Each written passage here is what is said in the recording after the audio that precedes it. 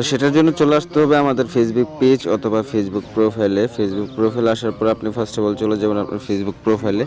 Facebook প্রোফাইলে চলে যাওয়ার পরে আপনি একটু রিফ্রেশ করে একটু উপরে যাবেন, তারপরে এখানে দেখতে পারবেন যে ভিডিও নামের একটা অপশান আছে, ভিডিও নামের অপশানে যাবেন। এখানে আসার পরে এখানে আপনার যতগুলো সমস্ত ভিডিও আছে সবগুলো শো করবে। আর এখানে একটা অপশান দেখতে পারবেন, এটা হচ্ছে এই যে নিডস রিভিউ। এই নিডস রিভিউর মধ্যে যাবেন। এই যে আমি আবার দেখাচ্ছি, এই যে নিডস রিভিউর মধ্যে যাবেন।